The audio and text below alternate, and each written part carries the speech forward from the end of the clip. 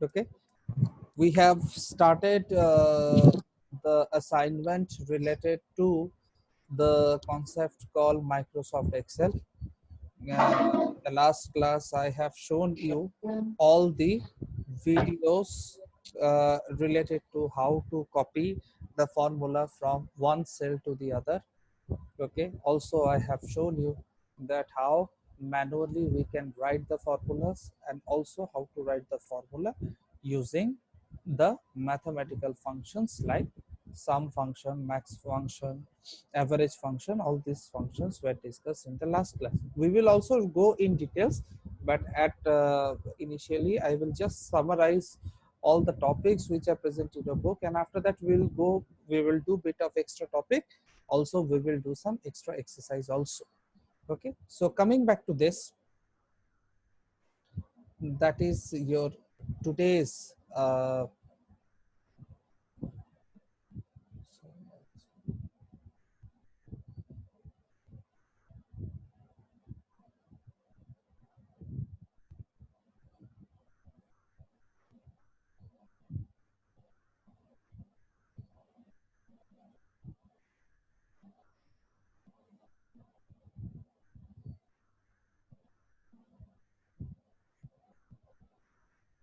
okay, so this is the screen. As you can see, I have created a chart. Now we relative to this, we will discuss certain topics. The first topic is what is cell reference. Okay, so if I divide this particular word into two different halves, one is cell and one is reference.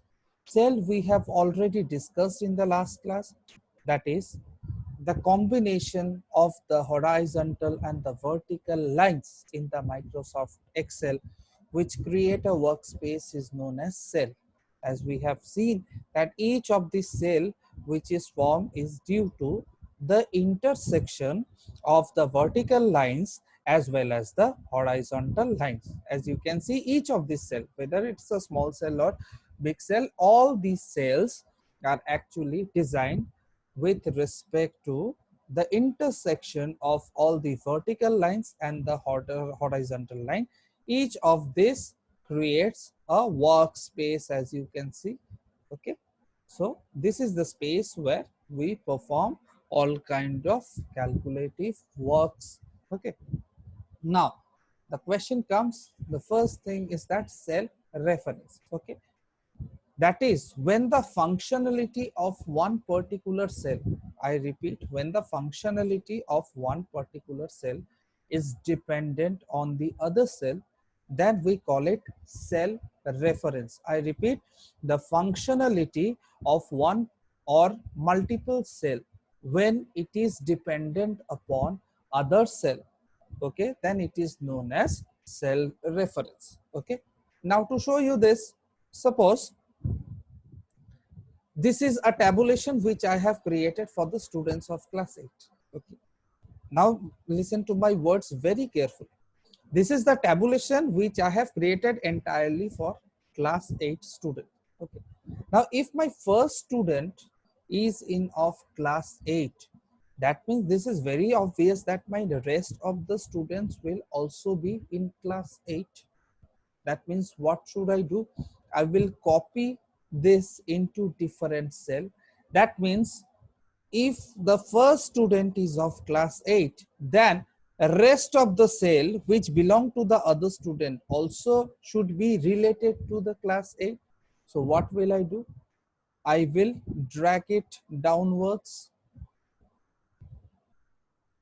Once I drag, that means what? All the students that is belonging to this particular tabulation, they all belongs to class 8. I repeat, they all belongs to class 8. Okay, that means my this particular column, if I particularly say that is C3, then C4, C5, C6 and C7. Okay, starting from C2 till C7, all of this column is actually dependent upon or is the reference of which particular cell, that is C2. So if my C2 is class 8, that means that my C3, C4, C5, C6 and C7, all of this will also be of class 8. If my this particular cell, that is C2, is of class 8, then all of my cell is of class 8. That means, as you can see, you can use it as an example also. When two or more cell, that is two or more cell, is dependent upon, listen to my sentence and look at the indication that I am showing on the screen. If two or more cell is actually dependent upon one particular cell as a reference, then it is known as cell referencing. I repeat, it is known as cell referencing. That means if I write here, that is C2 till C7, all of this, okay, C2 till C7 is actually dependent upon which particular cell, that is, sorry, not C2, C3. C3 till C7, all of this cell is referred to one particular cell, that is C2. Okay, that is, this is C2, which is 8. So C3 to C7 is all dependent upon this particular cell C2. So you can say that cell C3 is the reference of C2, cell C4 is reference to C2, cell C5 is also reference to C2, cell C6 is reference to cell C2, and cell C7 is also reference to C2. So if I write this particular line in the elaborative manner, then it looks like that C3 is reference to C2, okay, C4 is reference to C2, okay, C5 is reference to C2. So as you can see, that means each of this cell, all the data present on the left hand side of the cell is actually referencing to one particular cell. This is called C2. Okay, so basically this is what is the concept of cell referencing. That means when two or more multiple cell of the Excel sheet is actually dependent, or it is referring to one particular cell, then it is known as cell referencing. Now coming to the different types of cell referencing, there are basically three different types of cell referencing which is available in the Microsoft Excel. It does not depend on any version. In all the version, all the different types of cell referencing is available. Number one cell referencing is known as relative referencing. Number two is the absolute referencing, and number three is the mixed referencing. We can also term it as hybrid referencing, or we can term it as the composite referencing. I repeat those three names. Number one is the relative referencing.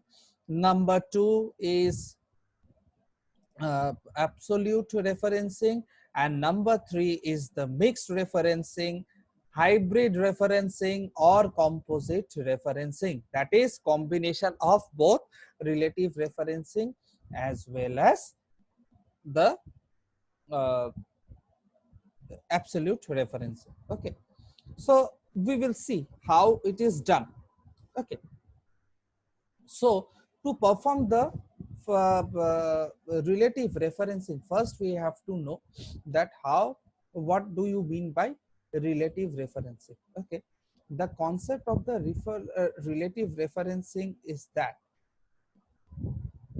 when you perform any calculation with the help of the relative referencing, the multiple cell just refer to the format of one particular cell, but they don't exactly copy the things. Okay, like, let me show you. Okay, I repeat my line first. That is multiple cell, they depend upon one particular cell and its format, not on the data. Let me show you how. Now suppose I am calculating the total of the number one student. Okay, so I will use the shortcut process so that you can have the number. Manually, you can write 100 plus 90 plus 30, or you can write the cell address. But what I will do, I will use sum function equal to SUM. Okay, I write sum function. What is the starting cell? This is D2. So D2. Okay, and what is my last cell? That is I2. So I will write I2. Okay, so basically my formula is written. Okay, now I press enter. Now see what is happening. All of my total is correct. Why it is happening? Now if I show you the formula, okay, what is happening? The sum function is being performed between the cell D2 and I2. Try to understand very carefully. This is relative referencing. The sum function is applicable within the range of the cell that lies between D2 and I2. Okay. Now, if I move on to the next cell, the sum function is again acting upon D3 and I3. That means what? The format of this cell, I repeat, the format of this particular cell, that is the first cell, the format of this cell is get copied into this, but not the exact data. I repeat, not the exact data. If you can see, the sum function has been copied from the previous cell. Okay, the reference of the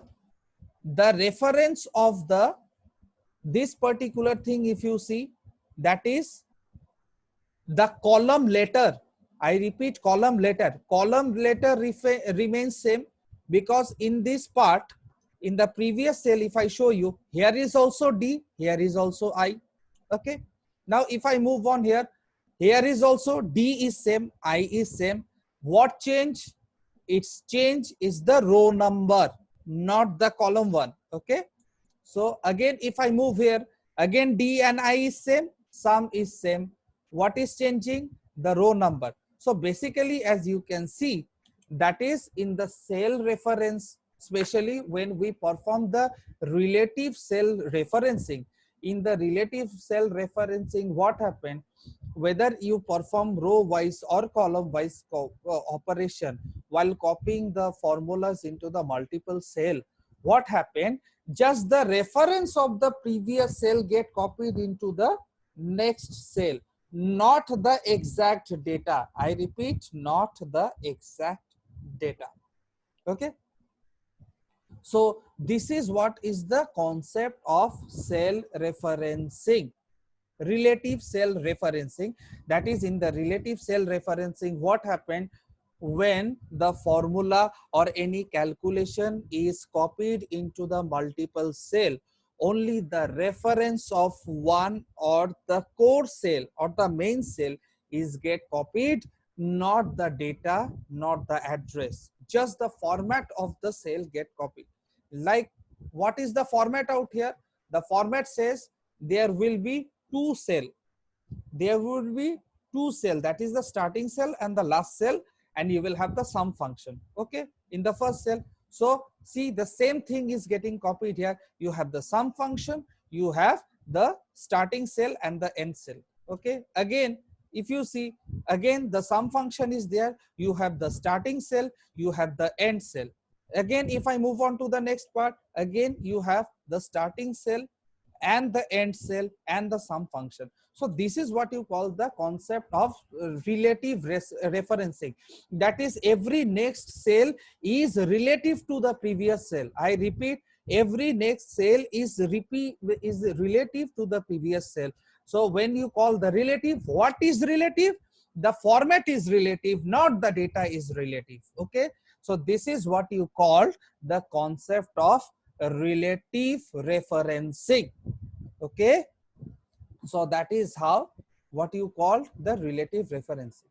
Okay, now next comes the concept of absolute referencing. Try to understand absolute referencing. Okay, in absolute referencing, what happened? We use a particular symbol which is called dollar. Okay, please have an eye on this particular cell where I am writing. Okay,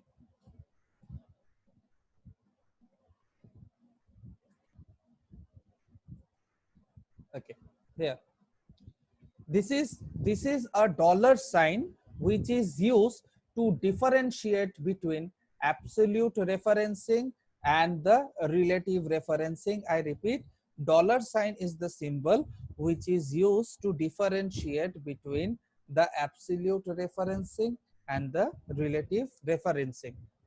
Okay, now why the dollar sign is used? Question comes, why the dollar sign is used? Okay, the dollar sign is used to fix any particular element of the cell. Okay, any particular element of the cell is fixed in the formula, and that particular cell will be referred to all the other cells. Like, let me tell you, for example, let us consider, okay, how many subjects do we see? As we can see, 1, 2, 3, 4, 5, 6. So we have 6 subjects. Okay, so if I multiply 6 into 100, that means what is my total marks? My total marks is 600. So all these marks which is obtained by the student is out of 600. Now if I have to calculate the percentage, okay, if I have to calculate the percentage, what I have to do to calculate the percentage? I have to know the formula. So see what I will do. I have the 600 located in the cell number. Please remember the cell number of the 600, that is L2. Okay, now see what I will do. Equal to, what is my cell number? Where is the total? 370. 370 is at cell number J2. So I will write what? In bracket J2 divided by, I repeat, divided by, okay, I could have easily written 600. I could have easily written 600, but since my 600 is located in one particular cell, that is L2, so what I will write? I will write $L2. Okay, $L2. This dollar represent that in the row number L and in the row L and column 2, there is a value called 600 which is fixed. Okay, and I just close it and into 100. Okay, and I press enter. Okay, now as you see, what is happening?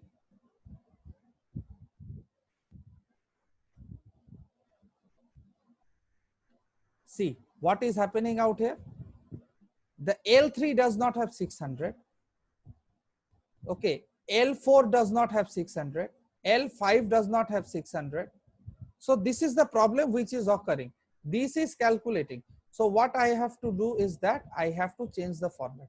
How will I change the format? What I will do, I will write $L and $L2. Now if you see, all the percentage is calculated. That means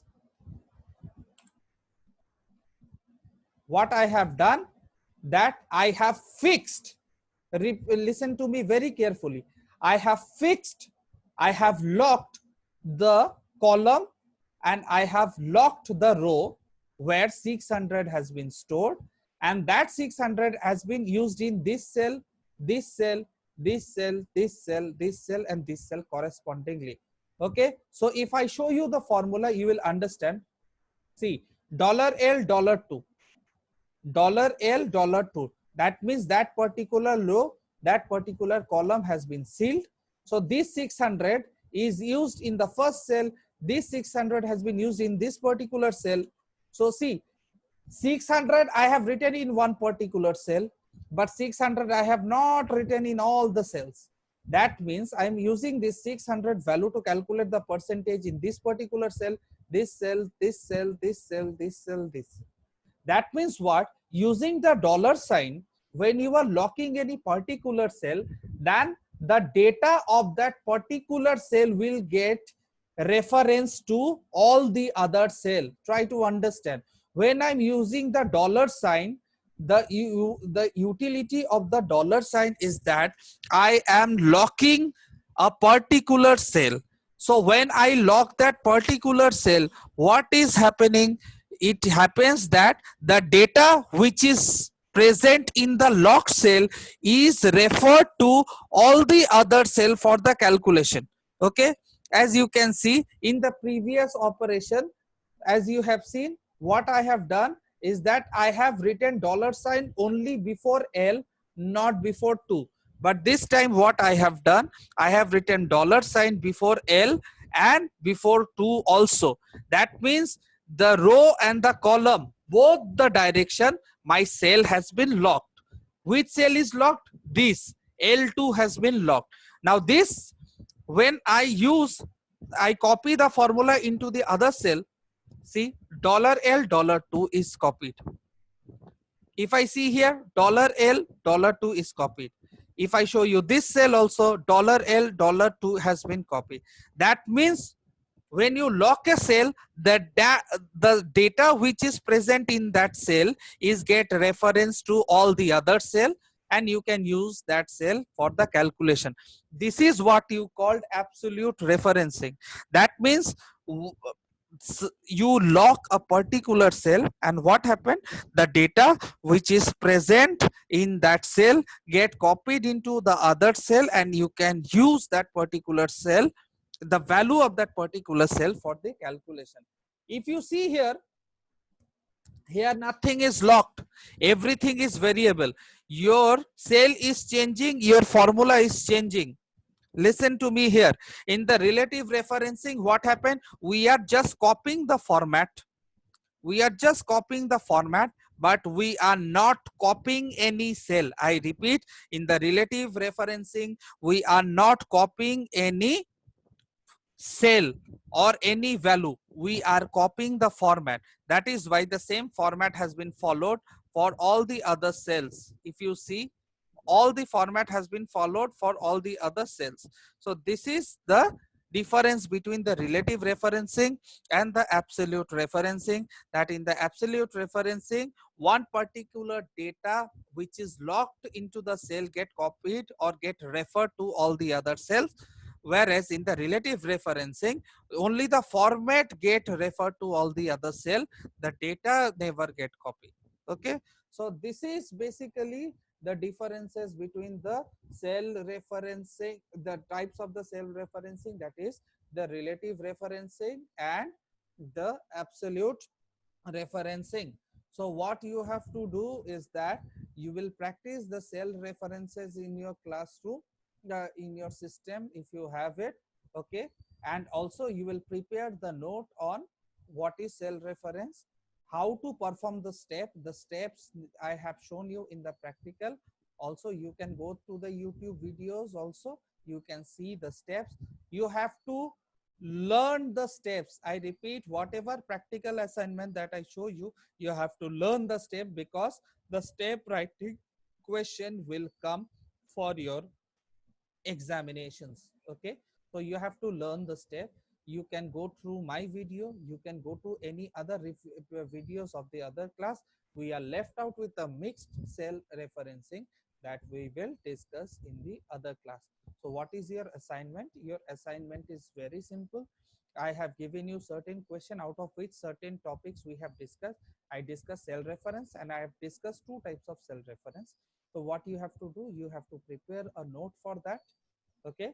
And also you have to write the steps of how to perform the relative referencing and absolute referencing. Okay. We will meet you in the next class with the next topic of mixed referencing. Thank you very much.